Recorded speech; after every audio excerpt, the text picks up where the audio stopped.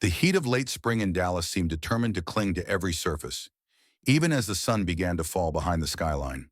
The city pulsed with ambition, a city where names and titles mattered. From a gleaming black Escalade, a man emerged. Tailored navy suit, suede brown shoes, crisp shirt, no tie. Everything about him spoke of calm confidence, the quiet certainty of a self-made man. This was Nathaniel Booker, founder and CEO of Ionis Logistics, the silent architect behind some of the most sophisticated supply chains on 4 continents. Nathaniel didn't need to announce his worth. He carried it in every step. His destination, the Astoria Lexington, an opulent hotel in uptown Dallas. Chandeliers like floating sculptures, gilded fixtures, air perfumed with imported citrus, and staff trained to know the names of their most important guests before they even stepped inside. Nathaniel had not come for leisure. For nearly 2 years, Ionis had been negotiating a $3.8 billion merger with the Bentley Group, a deal that would reshape the logistics industry. Tonight, Nathaniel was to finalize the last, smallest details before a celebratory signing the next morning. But the moment he stepped into the lobby, he felt it. The subtle electric tension. Eyes darted, whispers flitted. A couple by the espresso bar paused mid-conversation to stare. A man in a striped golf shirt nudged his friend, then smirked, tilting his head toward Nathaniel. It wasn't his wealth or power they saw first. It was his skin. Nathaniel kept moving, steady, dignified. He'd felt this before, in boardrooms, restaurants, even at the helm of his own company. He approached the front desk, where a young receptionist, Megan, her brown-red hair in a tight ponytail, barely looked up from her screen. "Welcome. Are you checking in?" "Nathaniel Booker," he replied, his voice calm, but the subtle tension in the air sharpening his senses. She tapped the keyboard, frowning, and then asked for a credit card and ID. Nathaniel reached for his wallet, sliding across the black Centurion card, a solid, rare piece of metal, the kind you're invited to own, not apply for. Megan glanced at the card, her brows rising. Then she let out a short, incredulous laugh. A real, unfiltered laugh. "Wow, seriously?" She eyed the card as if it were a child's toy. "You just carry one of these around?" Her tone, the way she said, "one of these," carried the weight of generations. Not a question, but a dismissal. As if a man like him could not possibly possess such a thing. Somewhere behind him, another chuckle, a soft, nasal scoff from the man in the striped shirt. Nathaniel blinked slowly. He did not flare with anger. He simply waited, letting the silence grow heavy. Megan shrugged, tossing her hair. "Not a lot of people with these come through here. Usually, actual executives." She grinned at the implication. Nathaniel locked eyes with her, calm. "Is there a problem?" She shook her head, unbothered. "No, just unusual." He paused, letting her words hang in the space between them. He knew this moment. He had lived it in different forms his whole life. Without another word, Nathaniel pulled out his phone and dialed a number. "Yes, it's me. Cancel the block on the rooms. Tell Malcolm the merger is off." He spoke quietly, but with a steel edge that made Megan's smile falter. He took back his card and ID, looked Megan in the eye and said, "I'll find somewhere else to stay." He turned, walking out with the same quiet power he had entered with. As he pushed through the revolving door, the tension in the lobby snapped behind him like a string. But the real storm was only just beginning. Upstairs in the penthouse suite, 3 Bentley Group executives were rehearsing their big presentation. The mood was high, the champagne on ice. Suddenly, Kelsey, the assistant manager, stormed in, pale. "We have a problem," she announced. The room stilled. Nathaniel Booker just checked out. He canceled his room and said the merger is off. Shock, confusion. What happened? There was a situation at the front desk. One of our team, Megan, mocked his payment method, publicly. The gravity of what had just occurred began to sink in. $30 million in long-term hotel contracts, 2 years of corporate courtship, all put at risk by a single moment of disrespect. Across the street, Nathaniel checked into a boutique hotel, the Bishop House. No grand chandeliers, no fawning bellhops, just quiet professionalism.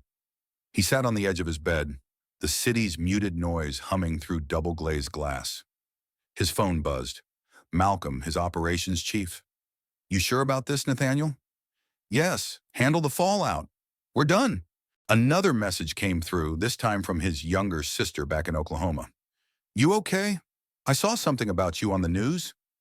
Nathaniel almost replied with the truth, that it didn't matter how many zeros you added to your net worth, there would always be those who thought you didn't belong. But he typed instead, just tired. Long day. Her reply came instantly. Don't let this get to you. You belong everywhere. Nathaniel let her words settle over him. He closed his eyes, the weight of years of battles, microaggressions, dismissals, now condensed into a single simple act at a hotel counter. He wasn't angry. He was resolved. Morning sunlight crept across the Dallas skyline, painting the glass towers in gold. Inside the Astoria Lexington, the mood had shifted from opulence to unease. Rumors spread like wildfire among the staff. Megan, the receptionist, sat at the back office, pale, biting her lip, unable to look anyone in the eye. Her confidence from the night before had evaporated. In the executive suite, the chaos was worse. The Bentley Group's top brass, Howard, Trina, and Dev, hadn't slept. Their inboxes pinged relentlessly. Lawyers, publicists, shareholders all demanding explanations. Trina, usually so poised, was near tears as she scrolled through the legal team's frantic messages. Ionis Logistics withdrawing from negotiations, effective immediately. No rescheduling. This is final, Dev muttered. It's over. One moment at the front desk, and we just lost a decade of expansion. Howard slammed a fist on the table. Do you realize what message this sends? We couldn't even close a merger without disrespecting the man who built everything we want to partner with. They weren't the only ones panicking. In the HR conference room, Megan sat facing Susan Tramble, the regional head of customer experience. The air was cold, clinical. Susan didn't bother with pleasantries. Walk me through it, Megan fidgeted. He handed me a card. I thought it was a fake. I laughed. I shouldn't have. Susan's eyes narrowed. You think a man in a custom suit with a penthouse booking is faking a Centurion card? You didn't even ask for a second card. You mocked him in public. Megan shrank into her chair. I wasn't thinking. Susan cut her off. That's the problem. You weren't. This isn't just a mistake. It's a scandal. Downstairs, staff gathered, whispering about what had happened. Andre, the veteran bellhop, leaned over to a group. You know, I've seen all kinds of folks come through here. Athletes, actors, millionaires. But Mr. Booker, he was different. He didn't blow up. He didn't shout. He just walked out like a king. That's power. People started checking their phones. News was spreading. A tech blog from Austin posted, Black CEO pulls out of $3.8 billion merger after hotel disrespects him over black card. Within hours, the story was everywhere. Twitter, LinkedIn, even morning news segments. Anonymous sources leaked screenshots, receipts, boardroom memos. The world knew the deal was dead, and everyone wanted to know why. But the truth was simple. A single moment of disrespect had shattered years of negotiation. Across town, Nathaniel sat by the window of his suite at Bishop House. He watched the chaos unfold from a distance, his phone lighting up with messages, some supportive, some angry, a few apologetic. Malcolm texted, Bentley's CEO is trying to reach you. They want to apologize. They're blaming a rogue employee. Nathaniel typed, it's not about her, it's about the culture that lets it happen. He put the phone down. He picked up the black card again, feeling its cool weight in his palm. For most, it was just a status symbol. For Nathaniel, it was a lifetime's work, a silent rebuke to every assumption, every closed door. Yet even this was not enough to grant him respect in every room. His thoughts drifted back to the night in Oklahoma, when at 17 he'd opened a letter from a scholarship committee, only to be told the spot had gone to someone else. To college, working nights, dismissed by professors who assumed he couldn't possibly be the best in the room. To his first big pitch, when investors had shaken hands with his white COO, assuming Nathaniel was the junior partner. No matter how high he climbed, there were always reminders. A knock interrupted his thoughts. Room service. A young man, Jaden, stood in the doorway with a tray. Compliments of the manager, sir. He wanted you to know he appreciates you staying here. Jaden smiled shyly, then added, My dad's in tech. He talks about your company all the time. Says you built something nobody else could. Nathaniel felt a rare warmth. Thank your father for me, Jaden. The young man grinned and hurried away. Nathaniel sat back, thinking of the people who'd supported him, who saw him not as a curiosity, but as a builder, a leader, a man worth respecting. The next morning, the news had reached a fever pitch. Twitter was flooded with stories. People shared their own experiences of being watched, doubted, dismissed. Nathaniel's silence spoke louder than any press release. Malcolm called again. Media's going wild. The hotel's begging for a meeting. Shareholders are calling it a cultural catastrophe. They're scared, Nate. You made your point. Nathaniel replied, Did I? Or did they just feel the loss in their wallets? Malcolm was quiet. Are you sure you don't want to speak out? Nathaniel smiled. Not yet. Sometimes the silence is enough. They'll fill in the blanks, and they'll remember. He sent a message to his sister. Doing better today. The world's learning a lesson it should have learned a long time ago. That afternoon, as the business world reeled, Nathaniel received a single, simple text from an unknown number. Thank you for not staying silent. You gave us all a voice. He set his phone down, feeling the storm settle. He had not won by yelling, nor by begging for dignity. He had walked away, and the world was left to grapple with the echo. Friday afternoon in Dallas was different now. The sun was bright, but there was a shadow over the city's business circles. News vans crowded in front of the Astoria Lexington. The hotel's public relations team issued carefully crafted statements, promising internal investigations and renewed sensitivity training. None of it rang true. The world had already formed its judgment. Nathaniel Booker watched all of this from the privacy of a quiet office, several blocks away at the headquarters of Ionis Logistics. There was no sense of victory on his face, only a measured calm. The $3.8 billion deal he had walked away from was trending globally, the hashtags multiplying every hour. Kurs respectais priceless, Kreinschert more than a card, Kreinschert stand up quietly. But what the headlines couldn't show was the ripple effect beneath the surface.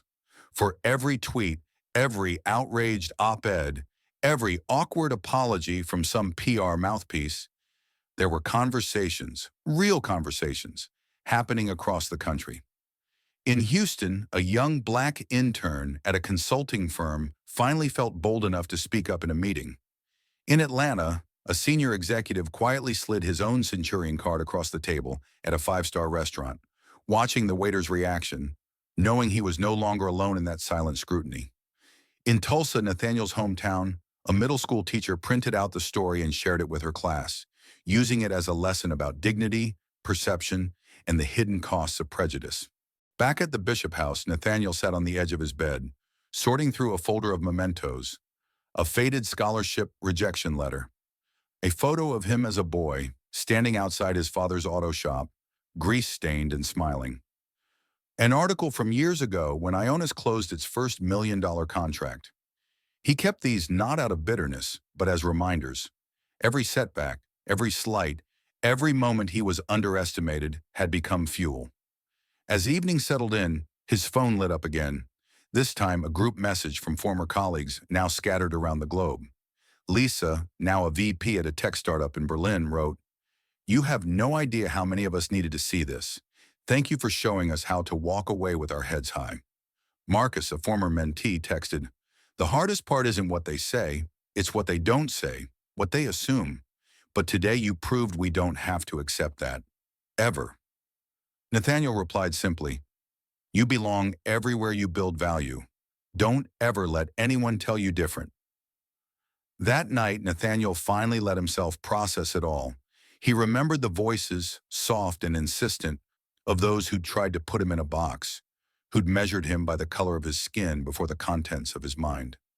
He thought of all the rooms he'd walked into and the respect he'd had to earn twice over, while others were handed it by default. He thought of his parents, their hands rough with work, their hearts stubborn with hope. They had told him, "You'll have to be twice as good for half the credit, but you are good enough. Keep walking. He thought of Jaden, the young man at the Bishop House beaming with pride, reminding him that his story was not just his own, but a beacon for those coming next.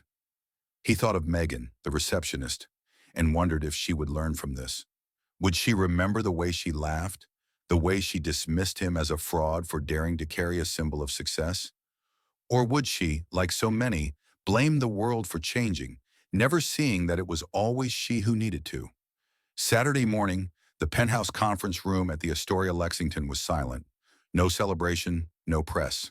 The nameplates and bottled water sat untouched, a monument to everything lost. Howard, Trina, and Dev met with lawyers, PR advisors, and hotel executives. The air was thick with regret. Trina's eyes were red. Do you know how many scholarships, jobs, internships, future deals just vanished because of this? Howard rubbed his forehead. We will be a case study for decades. Dev, always the quiet one, finally spoke. It wasn't just a card, it was a test. And we failed. Not just the hotel, all of us. We wanted what Nathaniel built, but we never saw him as the builder. No one answered. They didn't need to. The truth was too raw. That same morning, Nathaniel honored his commitment to speak at the South Dallas Community Center. It was a small event. No press, no TV cameras, just folding chairs filled with young professionals, college students, local business owners. The news had leaked, and more people crowded in, hoping to see the man who had quietly become a symbol. Nathaniel stood before them, no suit, no pretense, just himself. I was asked to talk about leadership, he began, but I'd rather talk about power, because real power isn't yelling or intimidating or forcing people to fear you. Real power is knowing who you are, what you stand for, and walking away from any room that can't see your worth. He paused, meeting the eyes of a young woman in the front row, her face anxious, hopeful. I walked away from a $3.8 billion deal yesterday. Not because I was angry, but because the respect I give myself is worth more than any contract. If someone laughs at you, questions your place, doubts your credentials, they are telling you who they are. You are not obligated to shrink yourself to fit their small expectations. He let the silence settle. I want every one of you to remember you are the room. If they can't see that, you don't owe them a seat at your table. Walk on, and when you walk out, walk proud, because your silence, your dignity, your refusal to accept less will echo louder than 1,000 protests. A hush filled the space. Then applause, slow, swelling, unstoppable. Tears in the eyes of more than a few. That night, Nathaniel's story continued to spread, not just as another news cycle, but as a rallying cry. People of color across industries posted their own experiences under the hashtag #WalkProud. Stories of microaggressions, of quiet dignity, of walking away from those who couldn't see their value. For every company boardroom holding an emergency meeting about diversity and inclusion, there was a young black girl at her first internship, a Latino entrepreneur denied a loan, a woman in hijab at a tech meetup, all reading, all realizing that their value was not dependent on the recognition of others. Messages poured in, some angry, some grateful, many changed, even a few from within the hotel industry. We're rewriting our training from the ground up. Thank you for showing us what real loss looks like. Late Sunday, as the light faded over Dallas, Nathaniel returned to his private office. Camille, his sister, called. Did you watch the news? They're saying you sparked a conversation that was overdue by decades. Nathaniel smiled. It's not about me, Cam. It's about what we tolerate and what we don't. She was quiet a moment. Do you regret it? Walking away? He thought about everything lost, everything gained. I regret every time in the past I stayed silent and let them laugh. There was a pause. You know, Dad would be proud. Nathaniel's voice softened. He always said, let your work be your answer, not your anger. I finally understand. They said goodnight. Nathaniel sat alone in the quiet, the city lights flickering below. He wasn't a hero. He was just a man who refused to accept less than what he had earned. Monday morning, the hotel issued another statement. Megan was no longer with the company. New training modules were rolled out. Bentley Group's shares tumbled. A national reckoning on racial bias in the hospitality industry began. But for Nathaniel, these were just headlines. He wrote a final message on his personal blog, a space he rarely used but today felt right. To anyone who has ever been doubted, dismissed, or laughed at, let this be your sign. You do not need to fight every battle, but you never have to accept less than respect. Walk proud. The world will catch up to your worth or it will fall behind. Either way, keep walking. He clicked publish, then leaned back, feeling at last lighter. Because sometimes the most powerful thing you can do isn't to shout or fight or beg. Sometimes it's to leave the room, hold your head high, and let the silence do the talking. If this story moved you, share it. Someone, somewhere, needs to be reminded they belong. Everywhere.